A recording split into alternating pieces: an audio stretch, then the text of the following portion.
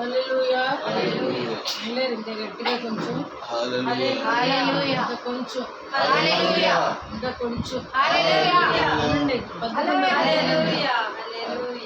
దేవునికి స్తోత్రం. ఈరోజు వాక్య ధ్యానం నిమిత్తము మార్కు శుభవార్త మొదటి అధ్యాయము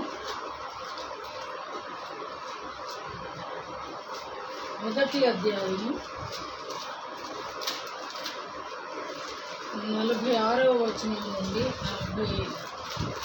40వ వచనం నుండి 45వ వచనం వరకు రాయబడిన మాటలు అందరూ చాలా అబద్ధమని చదువుతాను. ఇక్కడ దేవుడు చేసినటువంటి అద్భుత కార్యాన్ని గురించి ఇక్కడ వ్రాయబడినటువంటి సందర్భం. ఈ సందర్భంలో ఇదంతా కూడా మనం చదువుకోవాల్సి ఉంది. ఒక కుష్ఠరోగి ఆయన ఎదుకు వచ్చి ఆయన ఎదుట మోకాళ్ళుని నీకిష్టమైతే నన్ను శుద్ధినిగా చేయగలవని ఆయనతో చెప్పి ఆయనను వేడుకొనగా ఆయన కనికరపడి చేయి చాపి ఆయనను ముట్టి నాకిష్టమే, నీవు శుద్ధుడవు కమ్మని వానితో చెప్పాను. వెంటనే కుష్ఠరోగము వారిని విడిచెను కనుక వాడు శుద్ధుడాయను. అప్పుడు ఆయన ఎవరితోనూ ఏమీ చెప్పకు సుమి, కానీ నీవు వెళ్ళి వారికి సాక్షార్థమై నీ దేహమును యాజకునికి కనబరుచుకొని నీవు శుద్ధుడమైనందున మోషే నియమించిన కానుకలను సమర్పించమని వానికి ఖండితముగా ఆజ్ఞాపించి వెంటనే వారిని పంపివేశాను. అయితే వాడు వెళ్ళి దాన్ని గూర్చి విస్తారముగా ప్రకటించుటకును ఆ సంగతి ప్రచురము చేయుటకును ఆరంభించిన గనుక ఆయన ఇక పట్టణంలో బహిరంగంగా ప్రవేశింపలేక వెలుపల అరణ్య ప్రదేశములలో నుండి నలుదిక్కుల నుండి జనులు ఆయన యొద్దకు వచ్చుచున్నారు. దేవుడి మాటలు దీవించిన ఇక్కడ నేను ధ్యానించవలసినటువంటి సత్యం ఏమిటి అని అంటే వాడు వెళ్ళి దానిని గూర్చి విస్తారముగా ప్రకటించుటకును ఆ సంగతి ప్రచురము చేయుటకును ఆరంభించింది. చాలాసార్లు మన జీవితంలో కూడా ఎన్నో అద్భుత కార్యాలు, ఆశ్చర్య కార్యాలు జరుగుతున్నాయి. కానీ ఏం చేస్తామంటే ఆ రోజు సంతోషపడతాం, వారి రోజులు సంతోషపడతాం. ఏదన్నా బాగా నియర్గా ఉన్న వాళ్ళకి ఇలా దేవుడు అద్భుతం చేశాడు అని మాత్రము ఒకరిద్దరికి చెప్తాము, తర్వాత మర్చిపోతాం. ఎందుకంటే మళ్ళొక రోగం వస్తుంది కదా. అయితే ఇక్కడ ఈ వ్యక్తి కుష్ఠరోగి. కుష్ఠుడు దేవునికి ఇష్టడిగా మారడు. సాధారణంగా కుష్ఠరోగము అని అంటే లేవియా ఖండంలో ఉంటుంది. చాలా చక్కగా ఎంత స్పష్టంగా అక్కడ రాశాడంటే కుష్ఠును ఎలా గుర్తించవచ్చు కూడా రాశాడు. అది ఎలా ఉంటుంది రాశాడు. అది వచ్చిన తర్వాత ఎన్ని రోజులు వెలుపలు ఉండాలి రాశాడు. ఆ తర్వాత అతడు ఏమి బలులు అర్పించాలి 14వ అధ్యాయం లేవియా కాండంలో 13, 14 2 అధ్యాయాలలో కూడా ఆ రోగాన్ని గూర్చినటువంటి సందేశం అక్కడ ఉంటుంది. అందుకని ఇక్కడ ప్రభువారు కూడా అన్నారు, మొదట వెళ్ళి నువ్వు యాజకునికి కనబరుచుకో. రెండవది మోషే ధర్మశాస్త్రంలో వ్రాయబడినటువంటి కానుక చెల్లించు. ఆ 2 మాత్రమే చెప్పాడు. కానీ మూడవది యేసు చెప్పలేదు. యేసు సల్పు డబ్బా కొట్టించుకోవడానికి ఇష్టపడిన దైవం. ఆయన గూర్చి ప్రజలు తెలుసుకోవాలనేటువంటిది లోపల ఉన్నప్పటికీ కూడా బయటికి వెళ్ళి నువ్వు అందరికీ ఒక అడిగలు చెప్పేసిరా అనే మాట దేవుడు ఎవరితోనూ ఎక్కడా కూడా చెప్పలేదు. ఇతన్ని కూడా పంపివేశాడంట. అక్కడ ఎక్కువ వెంటనే అతనికి ఖండితంగా ఆజ్ఞాపించాడంట. ఎందుకు అంటే సేవ ప్రారంభం. మార్కు సువార్త మొదటి అధ్యాయంలో ఆయన సేవ ప్రారంభించబడింది. ఈ అద్భుతం ఎన్నో అద్భుతమో కరెక్ట్గా లెక్కలో నేను చెప్పలేను, కానీ మొట్టమొదటి దానికి మాత్రం రాయబడింది. నీటిని రసముగా, ద్రాక్షారసముగా మార్చడం, ఇది మొదటి సూచక క్రియ అని మాత్రం ఉంది. తర్వాత ఆయన చాలా అద్భుత కార్యాలు జరిగించారు. అద్భుతాలలో ఒక అద్భుతము కుష్ఠరోగము బాగు చేయడం. నిజంగా మనం కూడా అసలు దేవుని ఉద్దేశం అప్పుడు దాకా కుష్ఠరోగి ఇంట్లో ఉన్నాడా అని ఆలోచన చేస్తే బైబిల్ ప్రకారం అతను ఇంట్లో లేడు. అతడు కుటుంబంతో ఉన్నాడా అని ఆలోచన చేస్తే అతడు కుటుంబంతో లేడు. బయట ఊరు వెలుపల ఉన్నటువంటి వ్యక్తి, కానీ ప్రభువుకి ఇష్టడిగా మారిపోయాడు. ఈయన కూడా అడగడానికి కూడా ప్రభువా నన్ను శుద్ధినిచ్చేయి అని అడగలేదు. నీకు ఇష్టమైతే నన్ను శుద్ధునిగా చేయి. మనం అలా ఎప్పుడన్నా అడుగుతామనంటే ఎప్పుడు అలా అడగం. నీకు ఇష్టమైతే అనే మాట మనకి భూతపదంగా రాదు. ఇది చెయ్యి అంటారు. ఏమంట ఇది చెయ్యి. నువ్వు చెయ్యకపోతే ఆ చెయ్యి అనే మాట కమాండింగ్ను సూచిస్తుంది. నీకు ఇష్టమైతే అంటే అడిగే విధానంలో మార్పు కావాలి. అందుకనే ఈరోజు దేవుడి వాక్యంలో నుంచి మాట్లాడుతున్నారు. అడగమన్నారు కరెక్టే, కానీ అడిగే విధానము నేర్చుకోమంటున్నాడు. ఈరోజు మాట్లాడుకునేటప్పుడు కూడా బైబిల్లో చెప్తుంది, నేను అది చేద్దాం అనుకుంటున్నా, ఇది చేద్దాం అనుకుంటున్నా, ఇది నా ప్లాను, అది నా ప్లాన్, ఇది కాదు మాట్లాడుకునేది. ఇద్దరు సంభాషణలో వాక్యం ఏమని సెలవిస్తుంది అని అంటే, ప్రభువు చిత్తమైతే ఇది అది చేతులు రెండని మీరు చెప్పుకోవాలి. ప్రభు చిత్తం అడిగి తెలుసుకోవాలి. ప్రభు చిత్తమైతే నీ ఇష్టాన్ని ఎక్కడ అంటే మాట్లాడే విధానం కూడా క్రైస్తవుడు నేర్చుకోవలసింది. ప్లాన్ ఉండొచ్చు, కానీ ఆ ప్లాన్ దేవుడి దగ్గర అప్రూవల్ అవ్వాలి. అప్రూవల్ అవ్వకుండా దేనికి కూడా క్రియారూపకంలోకి రాదు కదా. ఇల్లు కట్టాలంటే ఒక ప్లాన్ తీసుకెళ్ళి మున్సిపాలిటీలో అప్రూవల్ చేసుకోవాలి. ప్రతిదానికి కూడా ఒక పద్ధతి ఉన్నప్పుడు ప్రభు దగ్గరికి వచ్చి ప్రార్థన చేసేటప్పుడు మాత్రం నరులకు ఒక ప్రణాళిక ఉండదు. ప్రభువా అలా చెయ్యి, ప్రభువా ఇలా తగ్గించు, ప్రభువా ఈ సంబంధమే కుదుర్చు. ఓ తల్లి అయితే ఆ విధంగా ప్రార్థన చేయడానికి మమ్మల్ని ఆహ్వానించారు. టీచరమ్మ గారికి కూడా తెలుసు. చాలా రోజులు బ్రతిమలాడారు. ఎందుకంటే ఆవిడకి ఒక సంబంధం నచ్చింది కాబట్టి అదే సంబంధం ఎట్టి పరిస్థితిలో చెయ్యాలి. పిల్ల ఒప్పుకోవటం లేదు. అయినప్పటికీ కూడా ఆ తల్లి చాలాసార్లు విసుకొచ్చి వదిలేసినట్టుంది. నాకేమో అస్సలు లీడ్ లేదు. ఎందుకంటే మనం వెళ్ళి ఒకవేళ ప్రభు దాన్ని ఆ రీతిగా వద్దు అని ఒకవేళ ఆయన చిత్తమై ఉంటే మనం వెళ్ళి దాన్ని ఎలాగా నువ్వు చెయ్యని ఆజ్ఞాపించగలమా దేవునితో అనిపిస్తుంది. కొన్నిసార్లు ఉమ్మలమ్మ గారు కఠినంగా ఉంటారు కొన్నిట్లో. కఠినం అనేది దేవుడు కూడా కొన్నిసార్లు ఖండితంగా చెప్పారు. ఇంకా తను కూడా చెప్పాడు నిన్న అనుకుంటా. ఖచ్చితంగా ఆయన చెప్పదలుచుకున్నది క్లియర్గా క్లారిటీగా చెప్తాడు దేవుడు కూడా. ఆయనకు మోమోటం లేనటువంటి దైవ సేవకుడు దేవుడు. మోమోటం ఉండకూడదండి. అయితే ఇక్కడ ఈ భక్తుడు అనొచ్చు ఇప్పుడు, ఎందుకంటే అతడు శుద్ధీకరించబడ్డాడు. శుద్ధీకరించబడిన తర్వాత గుండెలో ఒక పదార్థం నిండుద్ది. గుండెలో ఒక పదార్థం నిండుద్ది. ఆ పదార్థమే కృతజ్ఞత. ఆ కృతజ్ఞత నిండిన తర్వాత ఆ పదార్థం ఏమవుతుందంటే ఆటోమేటిక్గా ఆ గుండెల్లో ఉండనంటది. అది బయటికి లీక్ అయిపోద్ది అన్నమాట కదా. ఏది నిండిపోయినా పొర్లిపోతాయి. అలాగనే ఇటువంటి ఎంత కృతజ్ఞత వచ్చేసి ఉంటుందంటే ఈ యొక్క సేవకుడు అన్నాం ఇంకొకసారి. ఈ సేవకుడికి అప్పుడు వరకు ఇంటికి ఊరికి పరిస్థితులకు సంతోషానికి ఆనందానికి కనీసం ఒక వ్యక్తి తన వారు చనిపోతే కూడా కంటి చూపుకి కూడా నోచుకోనటువంటి దౌర్భాగ్యమైనటువంటి జబ్బు. ఆ జబ్బు గురించి బైబిల్ ఏం చెప్తుందంటే, బైబిల్ నుంచే ప్రతి పుస్తకం రాయబడింది. నేను సోషల్ వర్క్ చదివాను. దానిలో కూడా ఒక లెసన్ ఉంటుంది అన్నమాట కుష్ఠరోగం గురించి.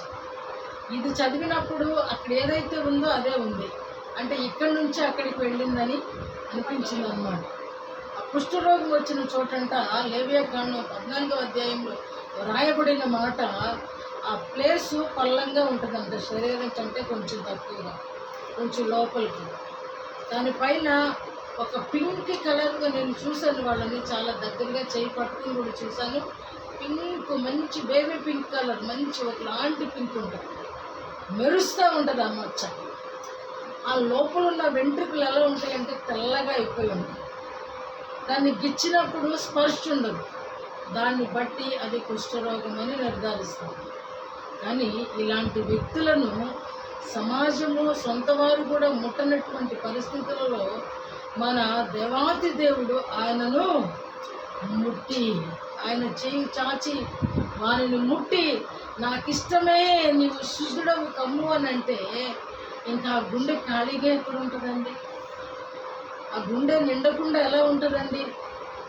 ఆయన బోధకుడు, ప్రభువు, దేవుడు అని తెలిసినటువంటి వాడు తెలుసుకునే కదా అతను వచ్చింది.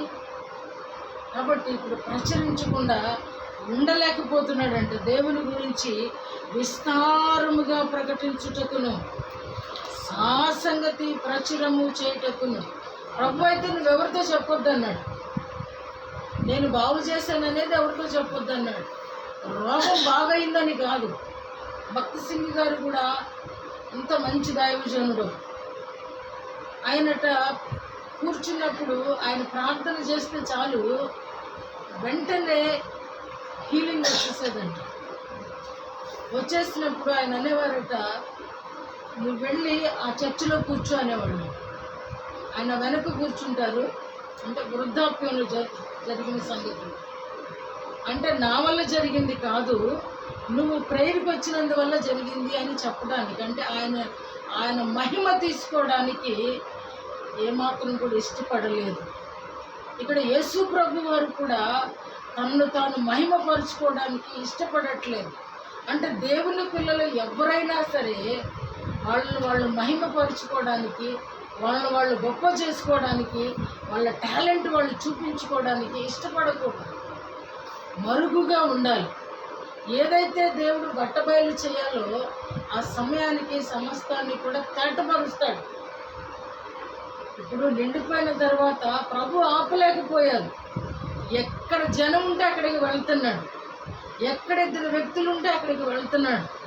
ఇదిగో నా శరీరం చూడండి, నా కాళ్ళు చూడండి, కొరుకుపోయినటువంటి కాళ్ళు హీలైపోయింది, కొరుకుపోయిన వేళ్ళు హీలైపోయింది, నా రోగం పోయింది, ప్రభు నన్ను స్వస్థపరిచారు.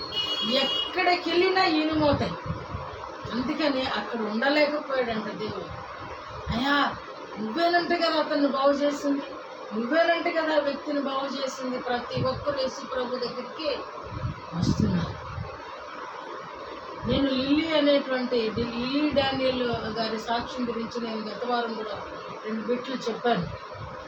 ఆవిడకు కూడా 7వ సంవత్సరం అప్పుడు దేవుడు హీలింగ్ అనే వరాన్ని ఇచ్చాడు, స్వస్థపరిచే వరం.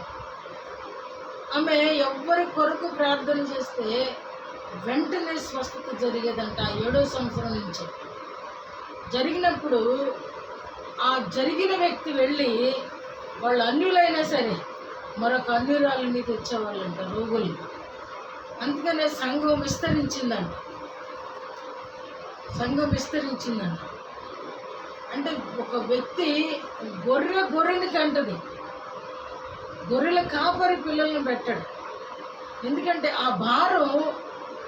భారం గొర్రెది, కనే భారం గొర్రెది, సంపాద్యము గొర్రెది, ఆస్తి సంపాదించుకోవడం గొర్రెది, సంఘంది కాదు.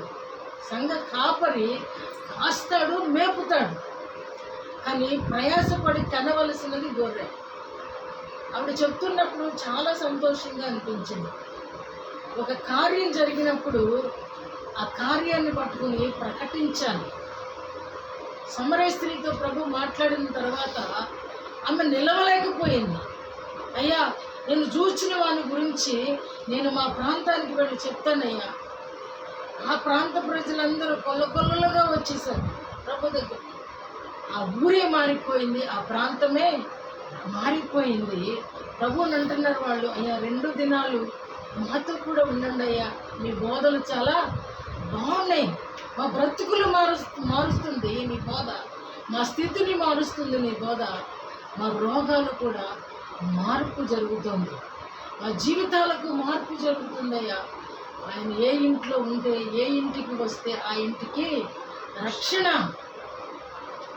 ఎందుకనంటే ఆయన కార్యము చేసేది ఎందుకు అంటే రక్షించడానికి. ఇది బాట అంటే ఆ శరీర స్వస్థత ఎందుకొరకు అని అంటే ఆత్మీయ స్వస్థతకు పునాది. తర్వాత చాలాసార్లు నేను గమనిస్తూ ఉంటాను, స్వస్థత జరిగిన తర్వాత ఇది ఎక్కువగా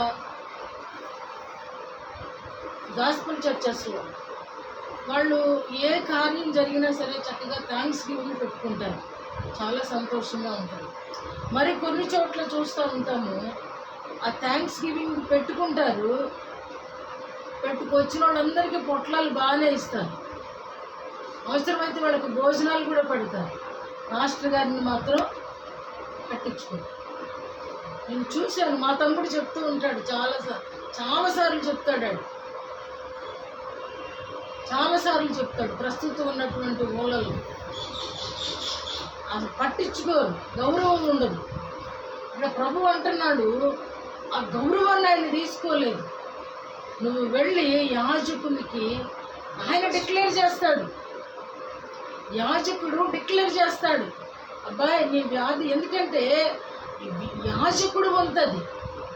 యాజకుడు వెళ్ళి చూసి అది ఒకవేళ అదే రోగం అయి ఉంటే అతను వెలుపకి పంపించి 10 రోజులు ఉన్న తర్వాత అతను తీసుకొని వచ్చి అతడు తెచ్చినటువంటి పాప పరిహారార్థ బలి, దహన బలి, ఆ రెండిటిని తీసుకొచ్చి బలిపీఠం మీద పెట్టి ఆ రక్తాన్ని తీసుకొని తన కాళ్ళ వేళ్ళ బొటన వేలు మీద, చేతి బొటన వేలు మీద ఆ రక్తాన్ని చల్లి అతను తెచ్చినటువంటి ఆయిల్ని తీసుకొని మరలా అతనికి తాకి ఈ రీతిగా చేసిన తర్వాత అతడు స్వస్థ చిత్తుడైనప్పుడు కానీ పర్లేదు బాబు నువ్వు వెళ్ళు అని పంపిస్తాడు.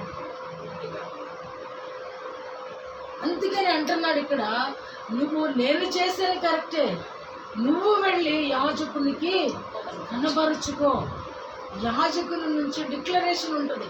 దేవుడు ఎప్పుడు కూడా ఆయన గౌరవాన్ని తీసుకోడండి, ప్రజలకు గౌరవాన్ని ఇవ్వడానికి చూస్తాడు.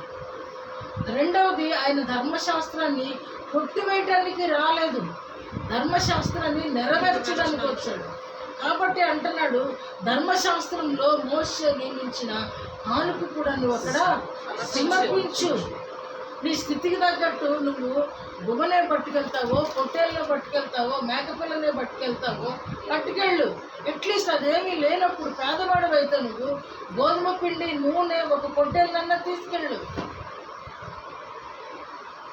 అంటే అది దేవుడు దేనిని కూడా నిర్లక్ష్యం చేసేవాడు కాదు. మనకే ఇదంతా తెలిసి చేస్తామో తెలియక చేస్తామో కానీ కొన్నిసార్లు ఆ మహిమను మనం దొంగిలించేస్తాం. అందుకనే పేరు ఉచ్చరించడం ఇష్టం ఉండదు. ఈ సంఘం పేరు చెప్పడానికి కూడా ఇష్టపడను నేను. ఇప్పుడు కూడా ఎవరు అడిగినా ఏ చర్చికి వెళ్తారంటే సిఎస్ఐ అంటారు. అది ఎందుకో ఆ బ్రాండ్ని నేను వదలలేను, అది అందరికీ తెలుసు కాబట్టి ఈరోజు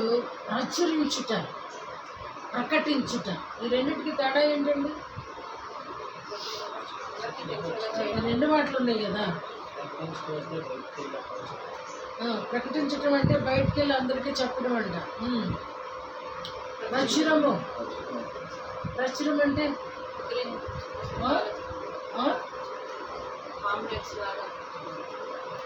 పాంప్లెట్స్ లాగా చెప్పడం అంట. వీళ్ళు చెప్పిన దాన్ని మనం కూడా చెప్దాం. కొన్నిసార్లు ట్యాక్స్ పంచుతారు చాలామంది సేవకులు. అంటే ఆ రోజు ప్రింటింగ్ మిషన్స్ లేవు కానీ పంచడం చెప్పలేను. కానీ నేను ఆయన ఆ రీతిగా ఒక నిర్ణయం తీసుకొని, అంటే ప్రభు కొరకు నేను ఈ రీతిగా ప్రత్యేకపడి పాల్లాగా బహుశా ఉత్తరాలు రాసి ఉండొచ్చు. ఇంటింటికి వెళ్ళి ఆ రీతిగా ప్రచురించి ఉండొచ్చు. ప్రకటన అంటే నలుగురున్న చోట, ఐదుగురున్న చోట చర్చెస్కి వెళ్ళి సాక్ష్యం చెప్పడం, ఇదంతా కూడా అటు సాక్షిగాను ఇటు ఒక విధంగా బోధకునిగాను ప్రచురించడం. ఆ విధంగా ఉన్నాడు అని అంటే ఒక కుష్ఠరోగికి ఉన్నటువంటి ఆలోచన మనకు ఉంటుందా? మనం ఎప్పుడు కనపడినా, ఏ జనం కనపడినా మన బాధలు చూస్తూ ఉంటాం. అయ్యో నేను పడే బాధ ఇంత అంత కాదు, కొలవలేనంత. యేసు ప్రభు కంటే ఎక్కువ బాధపడినట్టుగా ఫీల్ అయిపోతాం. యేసు ప్రభు కంటే ఎక్కువ భారం మోసినట్టుగా ఫీల్ అయిపోతాం. యేసు ప్రభు లాగా దెబ్బలు తిన్నంతగా ఫీల్ అయిపోతాం. ఇదంతా కూడా ఉట్టిదేనండి. అందుకనేనంట ఇద్దరు భయభక్తులు కలిగిన వాళ్ళు, దేవుని యందు భయభక్తులు కలిగిన వారు సంభాషించుకుంటూ ఉంటే ప్రభు ఆకాశం నుండి చూసి ఆనందిస్తాడంట. అందుకని మీ సంభాషణ మీరు ఎంతసేపు మీ బాధలు కాదు, ఉప్పు కలపకుండా దానికి అంటున్నాడు. దేవుని వాక్యము ఉప్పు. ఆ సంభాషణకు ఉప్పు లేకపోతే మీ సంభాషణ చప్పగా ఉంటుంది. ఎక్కడ వింటాము పక్కకెళ్ళి మర్చిపోతాం. ఇక మన బాధ మనలోనే ఉంచుకోవాలంటారు, ఈ సంతోషాన్ని అందరికీ పంచాలంట. అటు మన బాధ మనలో ఎప్పుడైతే మన సంతోషము అని అంటే దేవుడు మన జీవితంలో చేసిన రక్షణ కార్యము కంటే సంతోషకరమైన దినము మానవ జీవితంలో ఆ శుభదినము, ఆ గొప్ప దినము కంటే మరొక మంచి దినము లేదని నా భావన. కాబట్టి ఇతను వెళ్ళి ఆ రీతిగా ప్రకటన చేయటం చూసిన మరొక ఇద్దరు వ్యక్తులను మనం చూసినప్పుడు 2వ రాజుల గ్రంథము 7వ అధ్యాయము 9వ వచనం చూస్తే వాళ్ళు అద్భుతమైన మాట మాట్లాడతారు. వాళ్ళు కూడా వెలుపలు ఉన్న వాళ్ళే. ఆ గ్రామము ఎంతో శోభలో, చాలా ఆహార లేమితో, కరువుతో, ఇబ్బందికరమైన పరిస్థితులలో ఉన్నప్పుడు చదువున్న వారు మనము చేయనది మంచి పని కాదు, నేటి దినము శుభవర్తమానము గల దినము, మనము ఊరుకున్న నెల చాలమ్మా. నేటి దినము శుభవర్తమానము గల దినము. అంతా కూడా క్షామముతో ఉన్నారు. పరిస్థితులన్నీ కూడా ఆకలి దప్పులతో ఉన్నారు ప్రజలు. ఈ సంగతి ఊరు వెలుపల ఉన్నటువంటి వారికి తెలిసింది. ఈ సంగతి చెప్పడానికి ఏ మనిషిని వీళ్ళు కలవడానికి దారి లేదు. కానీ ఇటువంటి శుభవర్తమానమును మనం ఎలాగా మరుగు చేసి మనకు మాత్రమే దోచుకొని వెళుతుందాం? ఏమండి, ఈ మంచి కార్యాన్ని ప్రతి ఒక్కరికి చెప్తే అందరి కడుపులు నిండుతాయి కదా. ఆత్మానుసారంగా చూస్తే ఇది నిజంగా యేసు రక్షకుడు అనేది చంటి బిడ్డకు కూడా తెలుస్తుంది. ఇప్పుడు చంటి బిడ్డలకు కూడా తెలుస్తుంది. కానీ కొంతమంది రక్షకుడిని వక్రీకరణలతో ఆరాధిస్తున్నారు.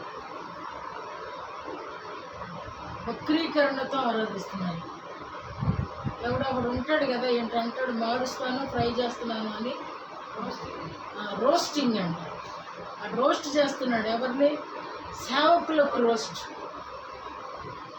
సేవకులను రోస్ట్ చేస్తున్నాడు. మరి దాన్ని ఏమంటారు? రోస్ట్ చేసేవాడిని ఏమనాలి? ఇప్పుడు రోస్టరే కదా. అంటే తెలియట్లే, అర్థం కావట్లా. అంటే ఎదుటోడు కళ్ళు ఎదుటోళ్ళే కనపడతాయి కాబట్టి ఎదుటోళ్ళ బలహీనతలను మాత్రమే చూస్తున్నాను. నేను అందరి బలహీనతలను ఎత్తి చూపిస్తున్నాను. నేనెంత బలహీనున్నా అనే అది అందుకనే నేను మిమ్మల్ని చూడొద్దంట. అందుకని అలాంటి వీడియోస్ని మీరు టచ్ చేయొద్దంటారు. ప్రభు అన్నాడు, మొదట నీ కంటిలో ఉన్న నలుసు కాదమ్మా, దూలం.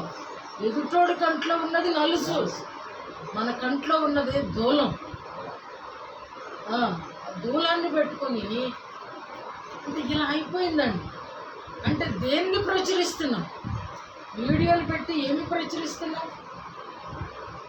డబ్బులు వస్తాయనా? హిందువులకి ఏమి ప్రకటిస్తున్నాం? 70 ఏళ్ల మారులు మట్టుకు అని పేతురుతో చెప్పిన మాట అంటే పేతురుతో మాత్రమే చెప్పాడా? ఏమండి, 70 ఏళ్ల మారులు మట్టుకు అంటే బ్రతికినంత కాలం అని చెప్పింది మన కొరకే, పేతురు కొరకు కాదు. అలా ఎవరి గ్రంథం వాళ్ళకే రాసి ఉంటే మనకి లేదు. ఇక ప్రచురించడం ప్రాముఖ్యం. నేటి దినము శుభవర్తమానము కలిగిన దినము. ఇలా ఊరకుండటం ఎలా? ఇది రక్షణ ప్రణాళికలో ఈ అంత్య దినాలలో మనం ఉన్నాం.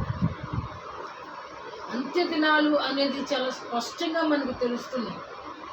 ఎందుకంటే విశ్వాసంగా ఉండవలసిన వారు కూడా విశ్వాస వక్రీకరణ జరుగుతుంది. అది గ్రహించాలి, ఇది గ్రహించాలి. జ్ఞాని అయిన వాడు అంత్య దినాలలో తెలివధిక్యం అవుతుందంట. అంత్య దినాలలో తెలివధిక్యం అవుతుందంట.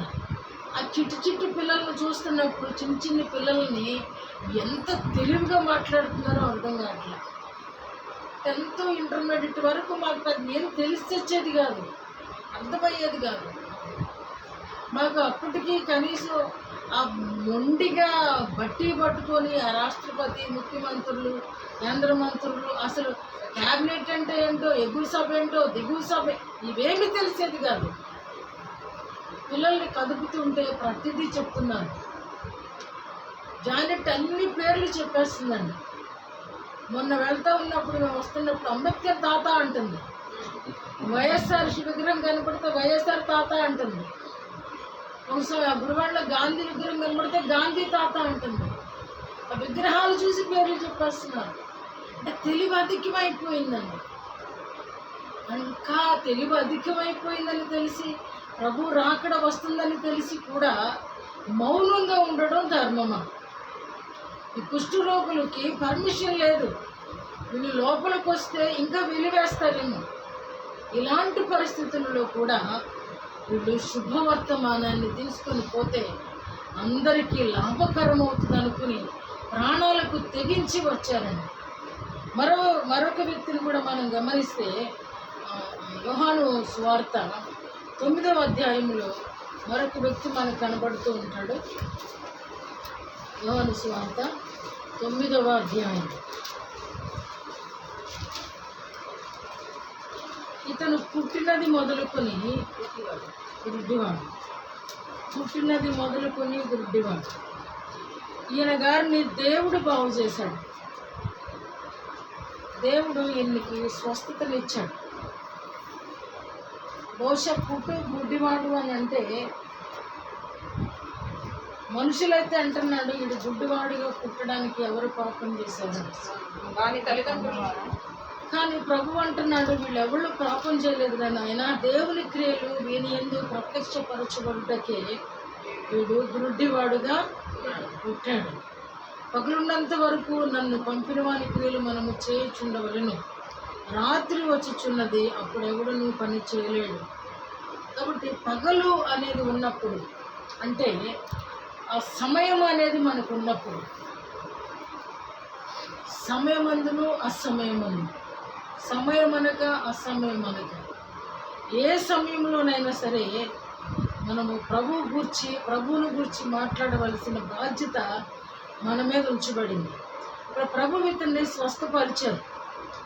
స్వస్థపరిచిన తర్వాత 7వ వచనం చెప్తుంది, నీవు సిలోయమను కోనేటికి వెళ్ళి అందులో కడుగుకొనుమని చెప్పాను. సిలోయమను మాటకు పంపబడిన వాడని అర్థం. వాడు వెళ్ళి కడుగుకొని చూపు గలవాడై వచ్చాడు. ఇది స్టార్ట్ అయింది చూడండి. అరే యేసయ్య బాగు చేశాడు అన్నది ఇరుగు పొరుగు వాళ్ళకి కావాలి ముందు. ఇలా ఇరుగు పొరుగు వారు అడుగుతున్నాడు, అరే వీడు భిక్షకుడి కదా, వీడు గుడ్డివాడి కదా, వీడు కూర్చుండి ఎటు పోలాడి కదా, వీడిని మోసుకొని తీసుకెళ్ళాలి కదా, వీడులకు గుడ్డివాడు స్వస్థత పొందాడు అని అడుగుతున్నప్పుడు అతను చెప్తున్నాడు, ఆ, ఆ. వారు నీ కన్నులు ఎలాగూ తెరవబడినని వాడిని అడగగా వాడు యేసు యేసు అను అని ఒక ఒక మనుష్యుడు మనుష్యుడు బురద చేసి బురద నా చేసి కన్నుల మీద పూసి నా కన్నుల మీద పూసి నీవు సిలోయమను కోనేటికి వెళ్ళి కడుగు కొనుమని నాతో చెప్పాను. ఉమ్, నేను వెళ్ళి కడుగుకొని చూపి పొందితిన నేను. చాలు. ఇక్కడ సిలోయమని కోనేటికి వెళ్ళి చూపు పొందితే వాళ్ళు నమ్మారంట. ఆడెక్కడున్నాడు? ఆ? ఆయన ఎక్కడున్నాడు? ఎక్కడనని అడుగగా వాడు నేను ఎరుగనని. అంతకుముందు గురుడి అయి ఉండిన వారిని వారు పరిచయాలు చూశారు. పరిచయాలు వచ్చి వీళ్ళు పునరుద్ధానం ఉందంటారు లేదంటారు, ఇద్దరు ఉన్నారు ఇక్కడ. వీరు కూడా చూసి వీళ్ళేమంటున్నారంటే వాడాల విశ్రాంతి దినమన వీళ్ళు మరి పరిచయాలు కదా, వీళ్ళకి గిన్నెలు కడుక్కోవడం, కాళ్ళు కడుక్కోవడం, 10% ఇవ్వడం ఇది మాత్రమే తెలుసు. అంతేగాని రక్షణ కార్యం అనేది మనుషులకు వర్తిస్తుంది అనేది వీళ్ళకి అర్థం కాదు. వీళ్ళు కూడా వచ్చి అడుగుతున్నారు, అదేంటి విశ్రాంతి దినాన్న ఆయన ఎలా పరుస్తాడు, వాడు ఎలాగ చూపు పొందునో వాడిని గూర్చి పరిచయులు కూడా వారిని మరలా అడుగగా వాడు నా కన్నుల మీద ఆయన బోధ ఉంచగా నేను గడుపుకొని చూపు పొందుతుందని వారితో చెప్పాడు. కదా. పరిశీలలో కొందరు ఈ మనుషుడు విశ్రాంతి దినము ఆచరించుట లేదు గనుక దేవుని యొద్ద నుండి వచ్చిన వాడు కాడని, మరికొందరు పాపి అయిన మనుష్యుడు ఇలాంటి సూచక క్రియలు ఎలాగూ చేయగలనని ఇట్లు వారిలో భేదము పుట్టెను. కాబట్టి వారు మరలా గుడ్డివానితో అతడు నీ కన్నులు తెరిచినందుకు నీవు అతని గూర్చి ఏమనుకొనుచున్నావని అడుగగా వాడు ఆయన ఒక ప్రవక్త అని. గుడ్డివాడు అంటున్నాడు. అడుగుకునే వరకు కూడా అతను చూపు పొందలేదు. ఆ తర్వాత అతను ప్రభువుని చూడలేదు. నిజమేనా? బురద చేశాడు, అప్పుడు కళ్ళు తెరవబడలా. అడుక్కున్న తర్వాత తెరవబడ్డాడు. మొట్టమొదటిగా ఇతరులను చూశాడు, తర్వాత పరిశీలన చూస్తున్నాడు. ఇప్పుడు అన్నాడు, ఇతను అంటున్నాడు నా కన్నులు తెరిచిన వాడు ఒక ప్రవక్త. ఎవరు చెప్పారంట? ఏమండి? సాధారణంగా పరిసయ్యులు దేవుని గురించి బోధించేవారు ఉన్నారు, శాస్త్రులు బోధించేవారు ఉన్నారు, సద్దుకయ్యులు ఉన్నారు. వీళ్ళెవ్వరూ కూడా స్వస్థత కార్యాలు మనుషుల ద్వారా జరగటం లేదు. కాబట్టి ఆ స్వస్థత కార్యం దేవుని ద్వారానే జరుగుతుంది. కాబట్టి దేవుడు అనే గ్రహింపు అతనికి ఇంకా, ఎందుకంటే అతను చూడలేదు కదా, అతను చూడలేదు కాబట్టి అతను ఒక ప్రవక్త అంటున్నాడు. తర్వాత తల్లిదండ్రులు పిలిచారు. తల్లిదండ్రులు కూడా వాడు పెద్దోడైపోయాడు, వాడు చూచాడు, వాడిని అడగమన్నారు. చివరికి ప్రభు అతన్ని దర్శించాడు. చూడండి, ఇలాగ ప్రభు కార్యం చేయబడిన తర్వాత ఇతన్నంట పరిసయ్యులు వెలివేశారంట సంఘం నుంచి. దేవుని కార్యం అంటే చూస్తూ ఉన్న వ్యక్తిని చూసి సంతోషించక, అరే ఎవరు బాగు చేస్తే ఏంటి, అతడు బాగుపడ్డాడనే సంతోషం లేకుండా ఇతన్నంట సమాజం నుండి వెలివేశారంట. ఆ సంగతి ప్రభు తెలుసుకొని వారిని కనుగొని దేవుని కుమారుని యందు విశ్వాసం ఉంచుచున్నావా అని అడిగాను. అందుకు వాడు, ప్రభువా, నేను ఆయన యందు విశ్వాసం ఉంచుటకు ఆయన ఎవడని అడుగగా యేసు, నీవు ఆయనను చూచుచున్నావు, నీతో మాట్లాడుచున్నవాడు ఆయనే అనెను. అంతటా వాడు, ప్రభువా, నేను విశ్వసించుచున్నానని చెప్పి ఆయనకు మ్రొక్కెను. ఇక్కడ ప్రభువును చూచే ధన్యత మ్రొక్కెను అంటే సాగిలపడిపోయాడు. అక్కడ నుండి కూడా ఎంతమంది చెప్పుకుంటూ వచ్చాడండి ఈ లోపు? పరిసయ్యులకి, ఇతరులకి చెప్పుకున్నాడు, పరిసయ్యులకి చెప్పుకున్నాడు, తల్లిదండ్రులకి చెప్పుకున్నాడు. ప్రభు దగ్గర ఎంతమంది ఉన్నారంటే అంతమంది కూడా. అంటే ఇతను కూడా ఏం చేస్తున్నాడండి? ప్రచురపరుస్తున్నాడు, ప్రకటిస్తున్నాడు. అంటే ఒక గుడ్డివాడు ఒక కార్యం జరిగినప్పుడు ప్రకటిస్తున్నాడు. ఒక కుష్ఠరోగి శారీరకంగా స్వస్థత పొందినప్పుడు ప్రకటిస్తున్నాడు. అలాగనే సమరయ స్త్రీ తన పాపాన్ని తనకు తెలియజేసినందుకు గాను ఆయన లోక రక్షకుడు అని ప్రచురపరుస్తుంది, ప్రకటిస్తూ ఉంది. అయితే అన్ని స్వస్థతలతో పాటు ఆత్మీయ స్వస్థత కూడా కలిగి ఉన్నామని చెప్పుకునే మనము ఏమి చేస్తున్నాం? ఏం చేస్తున్నాం? ఇక్కడ మాట్లాడే మాటేనా? ఇక్కడికి వచ్చి ప్రకటన చేయాలనుకుంటేనైనా? ఏమండి చెప్పండి. ఫోన్ చేసి ఎవరితోనైనా దేవుని గురించి 2 మాటలు మాట్లాడతారా? ఫోన్ చేసి ఎవరితోనైనా ఒక అరగంట మాట్లాడతారా? దేవుని మాటలు మాట్లాడడానికి అయితే బిల్లులు అయిపోతాయి. దేవుని గురించి మెసేజ్లు కొంచెం ఫార్వర్డ్ చేయాలంటే మర్చిపోతారు. కానీ మీ బాధలు చెప్పుకోమనండి, లేకపోతే ఇంటి సొల్లు కవర్లు చెప్పుకోమనండి, ఫంక్షన్ అని చెప్పుకోమనండి, ఫోటోలు పెట్టుకోమనండి, చెప్పండి. ఈరోజు దేవుడు ఒక కుష్ఠరోగి మనతో మాట్లాడుతున్నాడు. నేను మా ప్రభువుని గురించి ప్రచురపరుస్తున్నాను, నా ప్రభువుని గురించి ప్రకటిస్తున్నాను.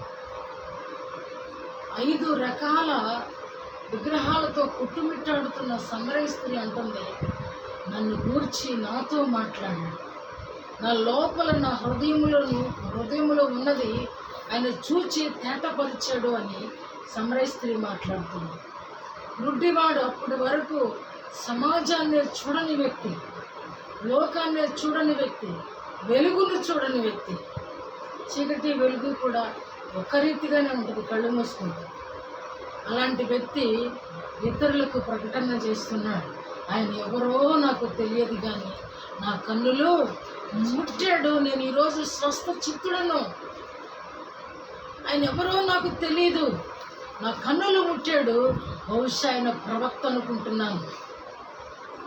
ఆయన నా కన్నులు ముట్టాడు, ఆ ముట్టినవాడు దేవాతి దేవుడు కనుక నేను ఆయనకు మొక్కుతున్నాను. ఏమండి ఎంత తేడా ఉందో చూసారా? ప్రభువుకు మాత్రమే అతను మొక్కాడు, ప్రభువుకు మాత్రమే అతడు సాగిలు పడ్డాడు. ఎక్కడన్నా బోధ విన్నాడు అంటారా? ప్రభువుకు మాత్రమే సాగిలు పడ్డాడని కమాండ్మెంట్స్ ఏమన్నా చేయబడ్డాయా? ఏమీ లేదండి. ఆటోమేటిక్గా ప్రభు తాకితే మారిపోద్ది అంతే బ్రతుకు. ప్రభు ఒకసారి దర్శిస్తే స్టైల్ మారిపోద్దండి. అందరెవరో పాట పాడతారు కదా, స్టైల్ మారింది, మాట మారింది, రూపు మారింది, ఏదేదో మారింది అంటారు. కాబట్టి మారిపోద్దండి. నిజమే, అది నిజమే. కాబట్టి ఈరోజు వాక్యం ఉంటున్నటువంటి నా ప్రియమైన వారిలాగా మనము కూడా ప్రచురించే వారిలాగా ఉండాలని ప్రభు ఆశిస్తూ ఉన్నాడు. ప్రకటన చేసే వారిగా ఉండాలని ప్రభు ఆశిస్తూ ఉన్నాడు, కోరుకుంటున్నాడు. పేతురు పత్రికలో నుంచి ఒక మాట చూపించి నేను ముగిస్తాను. అసలు నాకు చెప్పిన మాట అదే, నేను దాన్ని చెప్పలేదు ఈరోజు. పేతురు పత్రిక, మొదటి పేతురు పత్రిక 1వ అధ్యాయము 7వ వచనం. అంతా చదవగలను. కింద మాట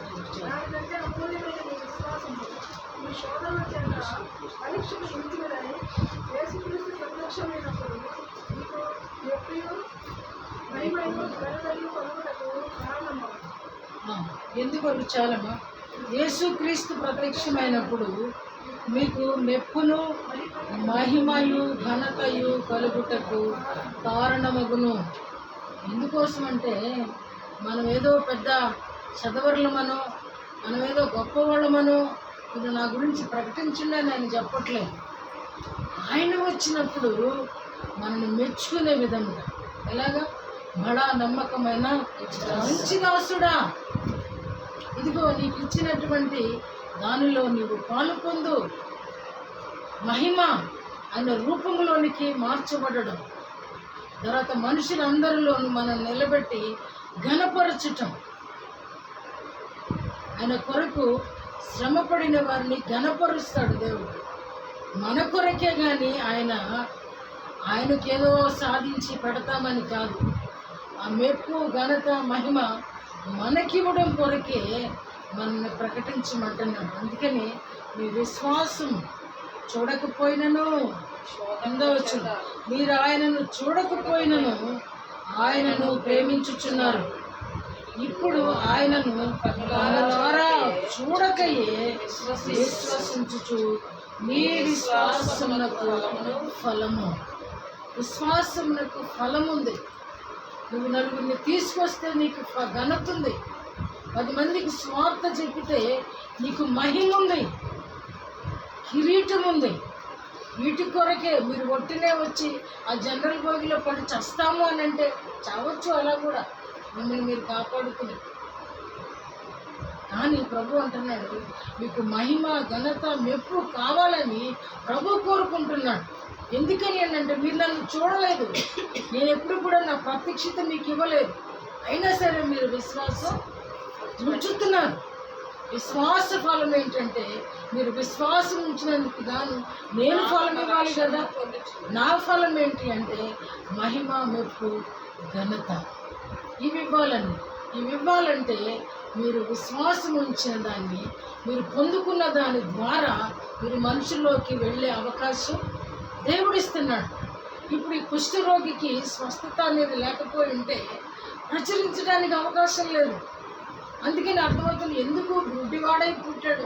ఎందుకు అంటే తల్లిదండ్రుల పాపమో వాళ్ళ పాపమో వీళ్ళ పాపమో కాదు, దేవుని క్రియలు ఆయనలోకి ప్రచురం కావాలి. దేవుడు అతన్ని స్వస్థపరచాలి, అతడు లోకంలోనికి వెళ్ళి స్వార్థ ప్రకటించాలి. కొంతమంది కన్నులు తెరవబడవు, గుడ్డివారు కూడా ఎంతో అద్భుతమైన సేవ జరిగిస్తున్నారు.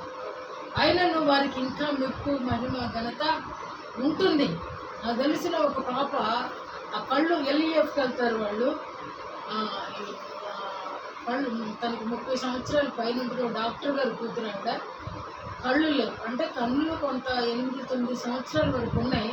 కంటి నరాల బలహీనత వల్ల తను చూపుపోయింది. ఏమి చూడలేకపోతున్నాను అనే చీకుతో దేవుని మందిరంలోకి వెళ్ళి విశాఖపట్నం వెళ్ళి అక్కడే ప్రార్థనలో దేవుని మందిరంలో తిండి తిప్పులు కూడా మానేసి అక్కడే చనిపోయిందండి. ఎందుకు అంటే ప్రభువు ఒకవేళ చూపు లేకపోయినా తనని ఆ రీతిగా వాడుకోవడం దేవుని చిత్తం అవ్వచ్చు.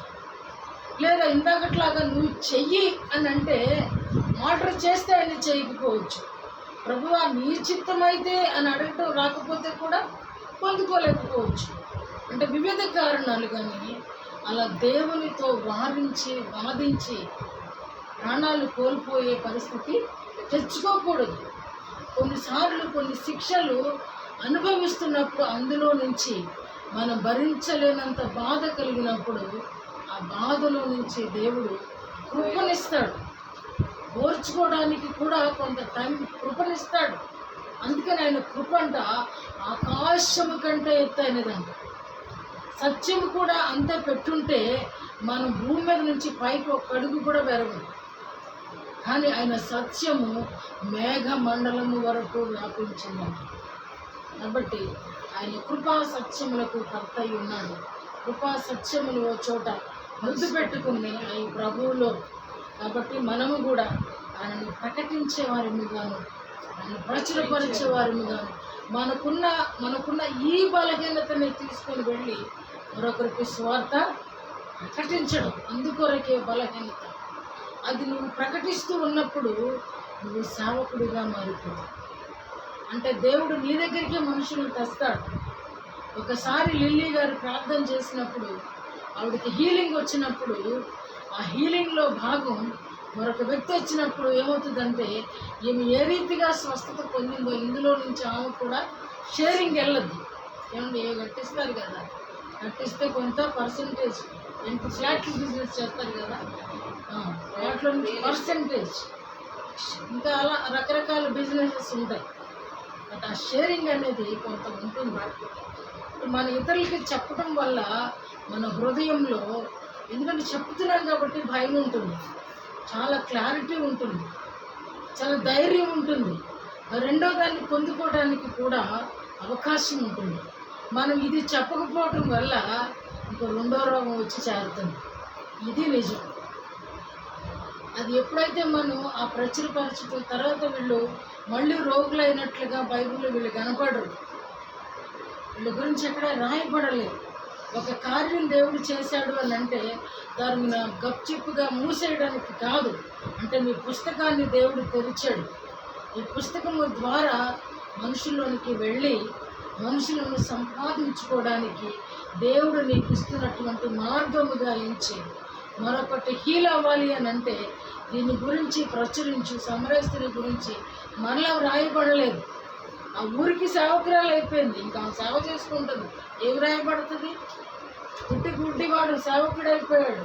తల్లిదండ్రులు కూడా బాబాయ్ వాడిని అడగండి, వాడు మా ఇంటికి కూడా రావట్లేదు, ఆయన బట్టుకుని తిరుగుతున్నాడు. కాబట్టి ఈ రీతిగా మనల్ని కూడా దేవుడు ఏర్పాటు చేసుకున్నది, పిలిచింది ఎందుకు అని అంటే ఆయన మహిమ మెప్పు ఘనతను కూడా ఇవ్వడం దేవుని అభీష్టము కనుక మనము కూడా ఆయన చిత్తాన్ని నెరవేర్చి ఆయన ఇష్టాన్ని, కుష్టు దేవునికి ఇష్టం. ఎందుకంటే ఆ కుష్టు రోగి వెళ్ళి ప్రచురిస్తాడు కాబట్టి ఆయన్ని తాకి దేవుడు స్వస్థపరచడాన్ని మనం గమనిస్తున్నాం. ఏ వ్యాధికైనా మందు యేసు నామము, యేసు రక్తము, ఆయన పొందిన దెబ్బలు అనేది వింటున్న మనము కూడా పూర్తిగా ఆయన మీద ఆధారపడి ఆయన నామాన్ని ప్రకటించే వారిగా ఉండాలని ప్రభు పేరట హెచ్చరిక చేస్తూ ఈ మాటలు ముగిస్తున్నాను. ప్రభు తన మాటలు దీవించిన దాకా ఆమేన్. లేచి నిలబడండి.